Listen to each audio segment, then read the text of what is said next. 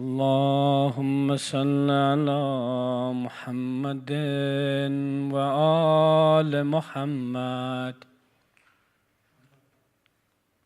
بسم الله الرحمن الرحيم.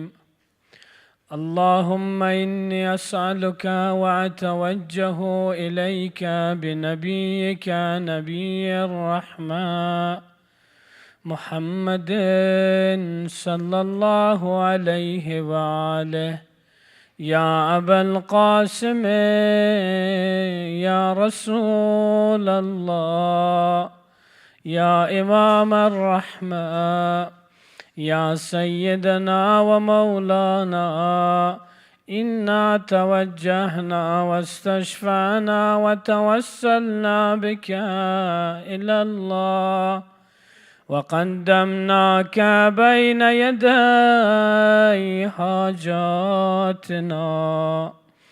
يا وجيها عند الله، اشفع لنا عند الله. يا أبا الحسن يا أمير المؤمنين، يا علي بن أبي طالب، يا حجة الله على خلقه، يا سيدنا ومولانا، إنا توجهنا واستشفعنا وتوسلنا بك إلى الله، وقدمناك بين يدي حاجاتنا. يا وجيها عند الله، اشفع لنا عند الله. يا فاطمة الزهراء يا بنت محمد، يا قرة عين الرسول، يا سيدتنا ومولاتنا، إنا توجهنا واستشفعنا وتوسلنا بك إلى الله، وقدمناك بين يدي حاجاتنا. يا وجيهة عند الله، اشفعي لنا عند الله. يا أبا محمد يا حسن بن علي، أيها المجتبى يا ابن رسول الله، يا حجة الله على خلقه، يا سيدنا ومولانا، إنا توجهنا واستشفعنا وتوسلنا بك إلى الله، وقدمناك بين يدي حاجاتنا. يا وجيها عند الله، اشفع لنا عند الله. يا أبا عبد الله يا حسين بن علي، أيها الشهيد يا ابن رسول الله، يا حجة الله على خلقه، يا سيدنا ومولانا، إنا توجهنا واستشفعنا وتوسلنا بك إلى الله، وقدمناك بين يدي حاجاتنا. يا وجيها عند الله، اشفع لنا عند الله.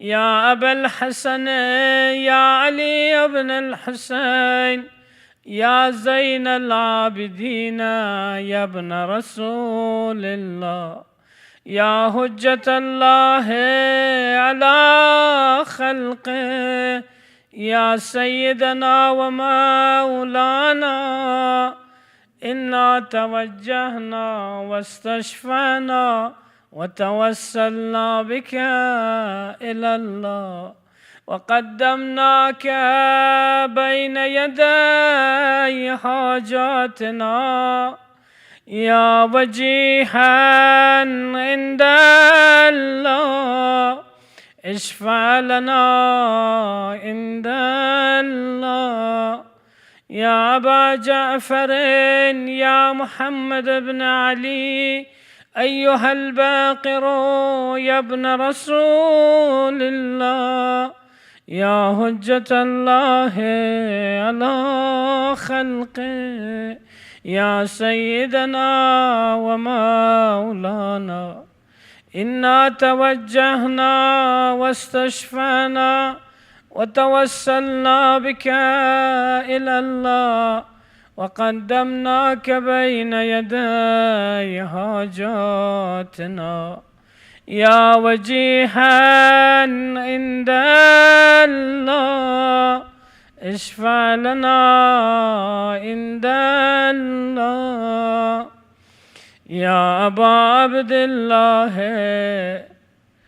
يا جعفر بن محمد أيها الصادق يا ابن رسول الله يا حجة الله على خلقه يا سيدنا ومولانا إنا توجهنا واستشفعنا وتوسلنا بك إلى الله وقدمناك بين يدي حاجاتنا يا وجيها عند الله اشفع لنا عند الله يا أبا الحسن يا موسى بن جعفر أيها الكاظم يا ابن رسول الله يا حجة الله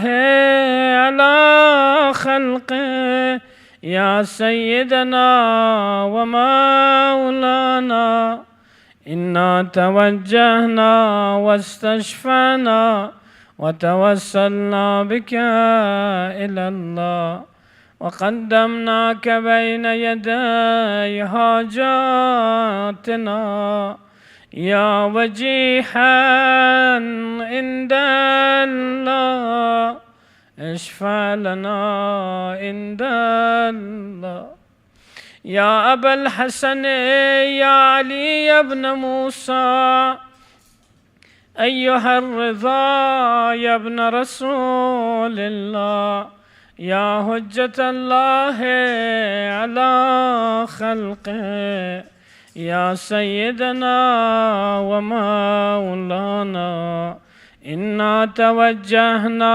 واستشفعنا وتوسلنا بك إلى الله وقدمناك بين يدي حاجاتنا يا وجيها عند الله اشفع لنا عند الله يا أبا جعفر يا محمد بن علي أيها التقي الجواد يا ابن رسول الله يا حجة الله على خلقه يا سيدنا ومولانا إنا توجهنا واستشفعنا وتوسلنا بك إلى الله وقدمناك بين يدي حاجاتنا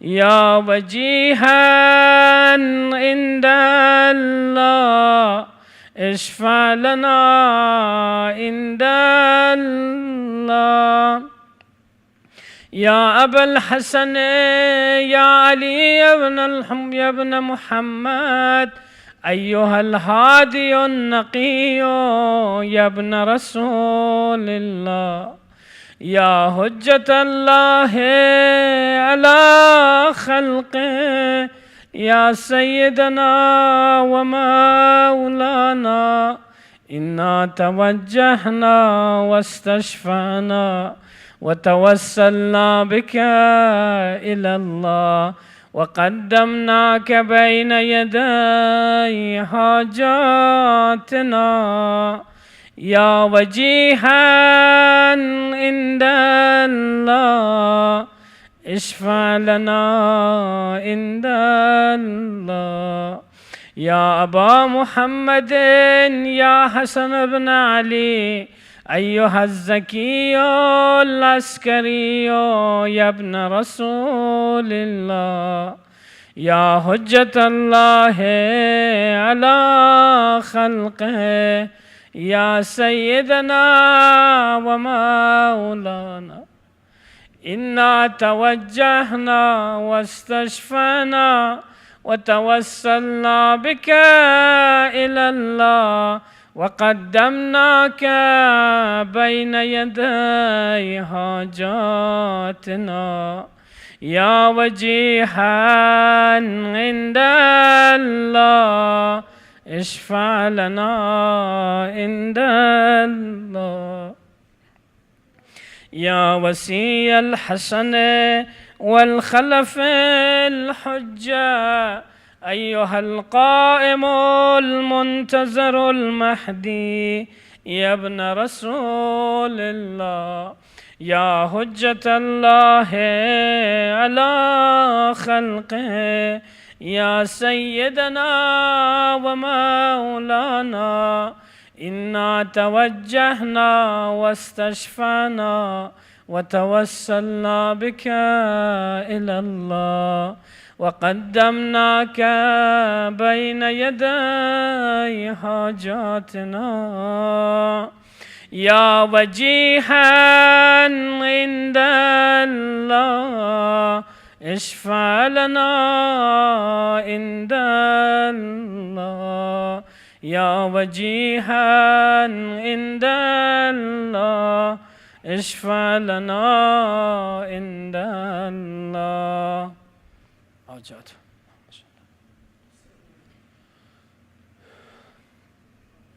يا سادتي وموالي إني توجهت بكم أئمتي وعدتي ليوم فقري وحاجتي إلى الله، وتوسلت بكم إلى الله واستشفعت بكم إلى الله، فاشفعوا لي عند الله واستنقذوني من ذنوبي عند الله، فإنكم وسيلتي إلى الله، وبحبكم وبقربكم أرجو نجاة من الله، فكونوا عند الله رجائي.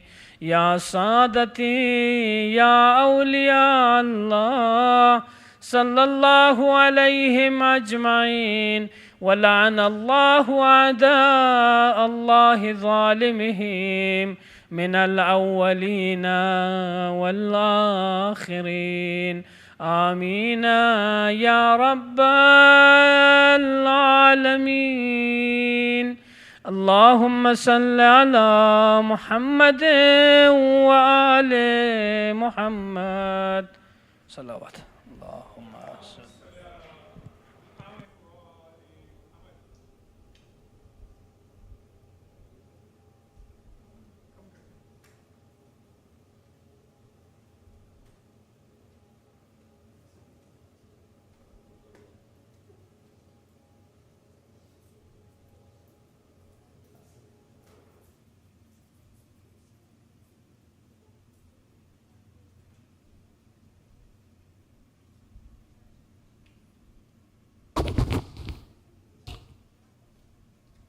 أعوذ بالله من الشيطان الرجيم. بسم الله الرحمن الرحيم. الحمد لله رب العالمين، الصلاة والسلام على أشرف الأنبياء والمرسلين، خاتم النبيين بالقاسم محمد وأهل بيته الطيبين الطاهرين المعصومين الذين أذهب الله عنهم الرجس وطهرهم تطهيرا. أما بعد فقد قال الله تبارك وتعالى وقوله الحق وهو أصدق القائلين بسم الله الرحمن الرحيم يا أيها الذين آمنوا اتقوا الله وكونوا مع الصادقين صدق الله العلي العظيم. صلوات محمد وعلى السلام عليكم ورحمة الله وبركاته. Tuesday night dua Tawassul. May Allah subhanahu wa ta'ala accept your hajat, your du'as, and may Allah subhanahu wa ta'ala give us the tawfiq with the shafaat of Masumeen alayhi salatu wassalam, that we are raised with the shuhada of Karbala, inshallah. Very briefly, about 20 minutes until the time of Namaz-e-Maghrib, I wanted to discuss important aspect of Ashura. We are going through these ayyam of pondering, reflecting on the shahadat of Sayyid al-Shuhada.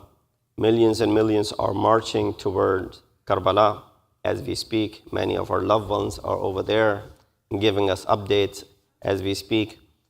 And of course, it's an opportunity which all of us long for, and hopefully we will get this opportunity if we already haven't gotten them thus far. But with that said, of course, it's time for reflection. It's time to ponder over the shahadat of Imam Hussein, the messages that you can derive pertaining to the life that Imam spoke. So it wasn't that Imam ﷺ was, has lost hope in life. And Imam was doing this because there was no hope. And there was hopelessness. And there was despair as far as this whole movement is concerned. And that is contrary to the kalam of Sayyid al-Shuhada. You find many of the words Imam that he uttered during his journey, and especially in Karbala, you find them to be, life promising, something that promises life, something that warrants us that we live up to the expectations that Imam has. So what is life? And the messages from Ashura related to life. Come over here and sit over here, bacha. All of you, come over here. Come over here. Come forward. Sallu ala Muhammad wa ala Muhammad. Muhammad, come forward. Come forward. Come forward, come forward, come forward. With loud nara salawat. Come forward, everybody.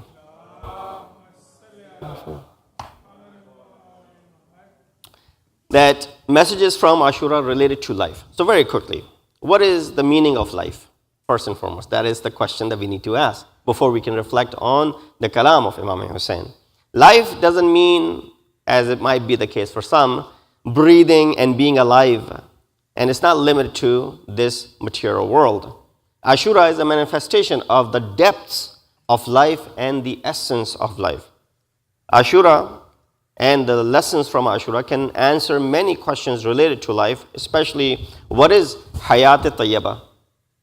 Hayat, which is mentioned in Quran as hayat-e-tayyibah, the beautiful hayat, or the life which is pure and tayyib. What is that? Eternal life is in what? Getting past death and reaching the everlasting happiness. Or for example, prosperity, honor, personality, and the victory lies in what? Where do we find all of these things? What is the criteria of life and death of an individual, and especially when a person lives a life in congregation?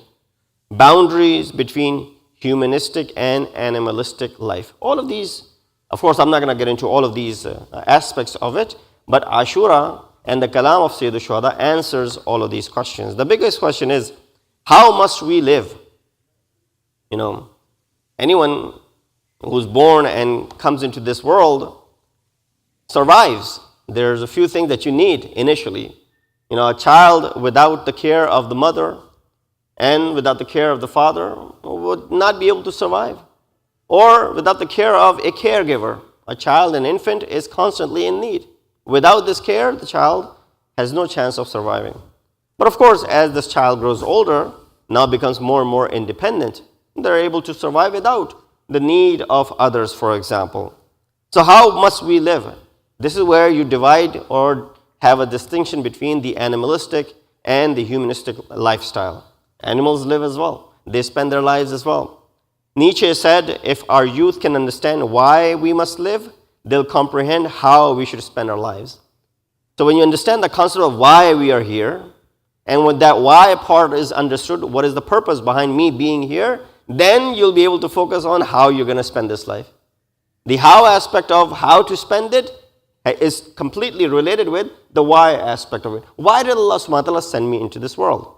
When that why concept is understood, then this how is also understood. Ayat of Quran, Surah Rum, ayat number 7 says, يَعْلَمُونَ ظَاهِرًا مِنَ الْحَيَاةِ الدُّنْيَا وَهُمْ عَنِ الْآخِرَةِ هُمْ غَافِلُونَ.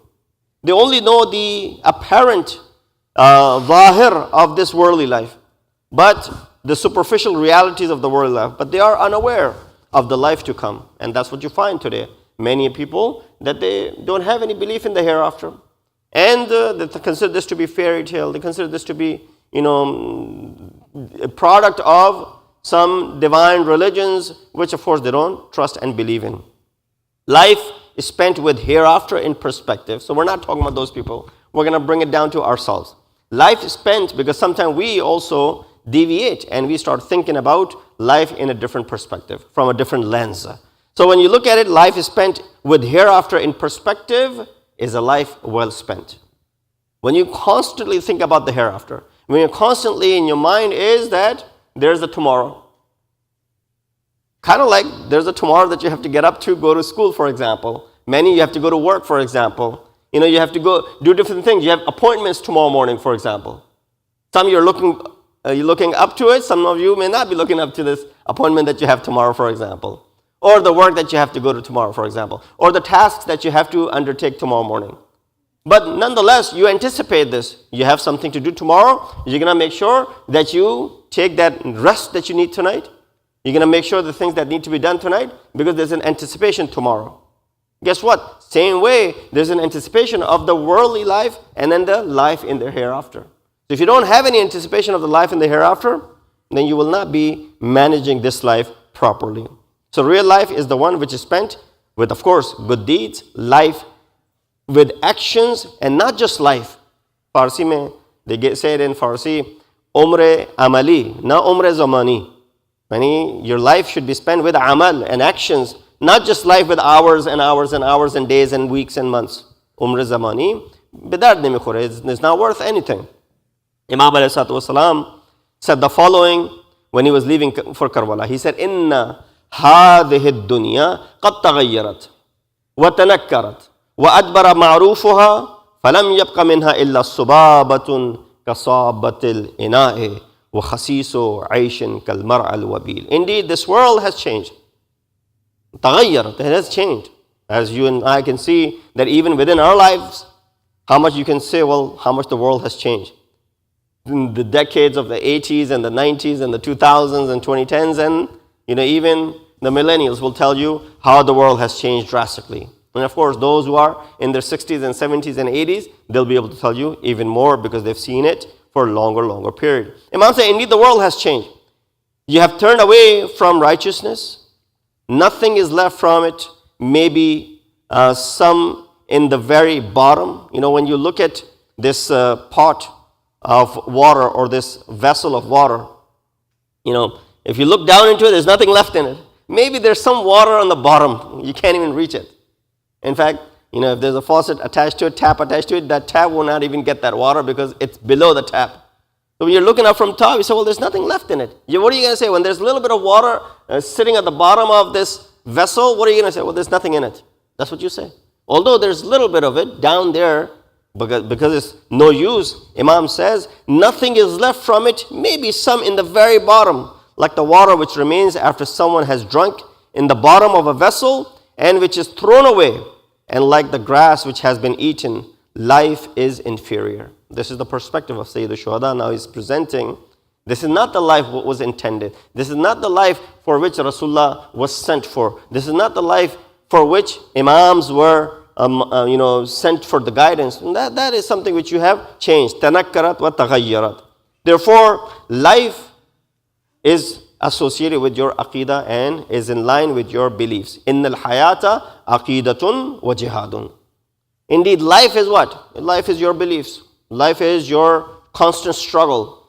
You say, well, there's no struggle in my life. When that is, you're either in denial or you don't know the definition of what struggle is. Everybody goes through these struggles. How you deal with these struggles is what matters. Again, what you need to make is the right choice in this life.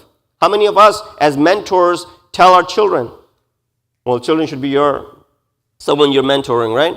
Or as your students, when you mentor them, when you tell them, you teach them about things that you have seen already. With your experience, you're guiding them. You say, I've been down this alley. I've been down this road. I don't want you to go down this road. I've done this. I don't want you doing this. Well, you've done it. Why should I do it? Well, because I know the consequences of it. I know the outcome of it. So therefore, you're going to stop them from doing so. Therefore, you need to make the right choices. And you got to stay away from the false and the wrong choices. Look at the choices people made in the time of Imam Hussein. Imam went to a person by the name Ubaidullah ibn Hurr Jufi. Imam offered him to come and join us in Karbala. He said, Imam, take my zara, take my horse, take my sword. Keep me out of this civil war. Keep me out of the two sides of Muslimin fighting each other. I don't want to be part of it.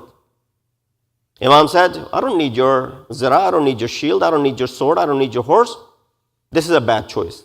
Person made a very, very bad choice. Imam offered him. Imam walked up to him, telling him this is where prosperity is. Yet the person is too blind to see this prosperity. Similarly, the bad choice people of Kufa made. And then on the contrary, the good choice Zuhair ibn Qayn made, for example, who didn't want to be part of Imam's army, but he made the right choice. Or when Shimr brought this immunity letter for Hazrat Abbas and his family members and his brothers, as this Abbas, of course, was going to decline and deny. But he on top of that said this to him, Shimr, not only that I don't need your aman nama, not that I would go away and leave Imam Hussein. He said, La aman, la hajat lana fi amanikum. We don't have any hajat and need of your security and immunity. Amanullahi khairun min amani ibn Sumayyah. Aman of Allah subhanahu wa ta'ala, the security that Allah subhanahu wa ta'ala is going to provide to us being with Imam Hussein is better than the son of Sumayyah, his mother's name that Imam mentioned. So, or Hazrat Abbas mentioned, for example. Here we understand this is where the choices, right choice in the life or the wrong choices that people make. So coming back to this life being a constant struggle. The ayat of Quran talk about it. Ahasib an-nas. And in fact, I was here in Majlis the other day.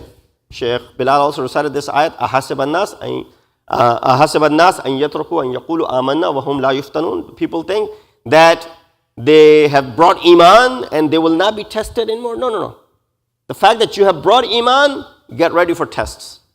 The fact that you believe in God, the fact you believe in the day of judgment, and the fact that you believe in this religion, you're going to be facing turmoil and trouble and tribulations. Imam Ali went to the extent in Nahju Balagha, he says, if you believe in our wilayat, فَلْيَسْتَعِدْ جِلْبَابًا. Then prepare to face all the criticism that will come towards you, just because you are our followers and you believe in our wilayat. Imam Hussein, on the day of Ashur, Imam uttered these words. He said, Inna nas abidud dunya. People are the slaves of the world. وَالدِّينُ لَائِقٌ عَلَىٰ أَلْسِنَتِهِمْ. Religion is merely utterance of their tongues. He said, يَحْرُتُونَهُ مَا دَرَّتْ مَعَيْشَهُمْ. They'll stay around this deen as long as their finances are met. As long as the banks are filled, as long as they're able to earn a few bucks, they're going to stick around this deen. But فَإِذَا مُحْرِسُوا بِالْبَلَىٰ قَلَّ الدَّيَّانُونَ. The moment they face calamity, you'll find so few are religious. So few are deendar. If you want to test someone's deen, right at the time when they're facing calamity. This is right from the words of Imam Hussein. Running out of my time, we should be a nation which is alive and not a nation which is dead. Imam said what? فَإِنِّي لَا أَرَى الْمَوْتَ إِلَّا سَعَادَةً وَلَا الْحَيَاةَ مَعَ الظَّالِمِينَ إِلَّا بَرَمًا. I consider death and martyrdom to be prosperity and life with oppressors to be humiliation. Because if I was to live with these oppressors and I can't do anything, then I might as well give shahadat and leave this world. Because life spent with them is nothing but humiliation. Every single day you face this humiliation. And this is not even proper way of spending your life. He said, لَيْسَ الْمَوْتِ فِي سَبِيلِ الْعِزَّةِ إِلَّا حَيَاةً خَالِدًا. Maut in the way of Allah subhanahu wa ta'ala, in the way of izzat and honor, is nothing but hayatun khalida, the everlasting and eternal abode. Imam continues some of the other lessons that we can derive in the next 4 or 5 minutes that I have before adhan. Imam says, وَعْلَمُوا, as far as this world is concerned. And these are all the kalam of Imam Hussein that he uttered either on the way to Karbala or during his stay, 9 days that they stayed in Karbala from 2nd of Muharram until the day of Ashur. And Imam on numerous occasions spoke to his ashab or spoke to the people in the surrounding. He said, وَعْلَمُوا أَنَّ الدُّنْيَا حُلْوَهَا وَمُرَّهَا حُلُمٌ. He said, know this world's sweetness and the sourness. The world's sweet and sour. The hul is the sweet and mur is the sour. Hulmun is merely a dream. When you see something sweet, when you see something sour, it's merely a mirage, it's a dream. وَالْإِنْتِبَاهَ فِي الْآخِرَةِ. When will you wake up? When the akhirat will come. So everything here is just a dream. You're sort of sleeping right now. You're in a slumber. You're sleeping. This is where you're in a big nap. When will you wake up? Akhirat. When akhirat will happen, you'll be wide awake. That's when the eyes open. That's why death is considered to be what? Yaqeen. One of the names of death is what? Yaqeen. وَعَبُدْ رَبَّكَ حَتَّى يَأْتِيَكَ الْيَقِينَ. Worship Allah until you reach certainty. What does that mean? Until you reach death. Then you don't have to worship. So when you wake up on that day, when Qiyamah will happen, of course, that's when intibah, and that's when you'll wake up. وَالْفَائِزَةِ مَنْ فَازَ فِيهَا وَالشَّقِيَةِ مَنْ شَقِيَ فِيهَا. And of course, faiz, prosper and successful is the one who's successful in the hereafter, not in this world. Shaqi and the wretched is the one who's wretched in the hereafter, not in this world. You see many people, they might have spent a lot of time on the wrong company, but one repentance, one turning away is all that was needed in order to turn toward Allah subhanahu wa ta'ala. Of course, there are many other lessons that we can derive from the kalam of Imam Hussein. Last lesson, tamanna of shahadat. Imam had this, not that Imam was, as I was saying before, some of these words of Imam lead us to believe that Imam is not hopeless, but he's hopeless in the people that are in his surrounding. He's trying constantly, try to awaken them. And many were awakened. Many came to join Imam's camp. So this tamanna of shahadat. Imam said, Amma ba'd, فَكَأَنَّ الدُّنْيَا لَمْ تَكُنْ وَكَأَنَّ الْآخِرَةَ لَمْ تَزَلْ وَالسَّلَامُ. Wassalam is like, that's a conclusion. Nothing else after this. As if the world doesn't exist. As if the akhirat is always going to be. He said, فَمَا الْمَوْتِ. What is maut? Death is nothing but a bridge that transfers you from misery and hardship to vast gardens and everlasting abodes of bliss. That's what it is. So Imam's words are full of hope, but Imam is hopeless in regards to those who he's trying to preach towards the end. Of course, Imam in these days, when we commemorate the Shahadat and the 40th of Imam Hussein, we look at the tragedy that what happened on the 20th day of Safar. 20th day of Safar, as we approach it in these 5 more days, we find that the first Zair of Imam Hussein was Jabir ibn Abdullah al-Ansari. Jabir is a long, very old friend of Imam, been with Imam since his childhood. And Jabir, upon hearing the Shahadat of Imam Hussein, made the journey, which journey is being followed by millions and millions of people today. Jabir was alone in making this journey. There are 2 types of visitations that we find. One is the visitation by Jabir along with his servant Atiya Ufi. When Jabir arrives in Karbala, he goes and he does ghusl in Nahr Furat, and then he puts on fresh clothes and he takes every step. When he takes a step, he does the dhikr of Allah subhanahu wa ta'ala. And every step that he takes, he continues to do the dhikr of Allah, mentioning the reward and the thawab of doing the ziyarat of Sayyid al-Shuhada. And then once he arrives at the grave of Imam Hussein, he passes away. He passes out. And then when Atiya wakes him up, when he wakes up, he says, Ya Hussein, Ya Hussein, Ya Hussein, 3 times. This is one visitation. How calmly Jabir came, sat on the grave of Imam Hussein. You know, there was another ziyarat. It is mentioned that on the 20th of Imam Hussein, the qafla from Sham came back. As the qafla came back, they requested Yazid that they want to go through the plains of Karbala so they can bid farewell to their shuhada. As soon as they were coming close, Atiya said, Jabir, I see that there are some people coming. Jabir said, go see who it is. Atiya moves forward and he sees, and then he comes back and he says, Jabir, we can't stay here anymore. He said, what happened? Who is it that's coming? Jabir, I'll tell you, we can't stay here anymore because the sisters and the daughters of Hussein are coming. As soon as they see this, the qafla comes closer by. As they come close, you saw the ziyarat of Jabir, how calmly he was taking one step at a time and doing the dhikr of Allah. But when the family of Imam Hussein arrives, the riwayah mentions, the women also threw themselves onto the graves of Sayyid al-Shuhada. The women who had lost their husbands, they threw themselves onto the graves of Shuhada. Akhiru da'wana alhamdulillah rabbil alameen. Inna lillahi wa inna ilayhi raji'un.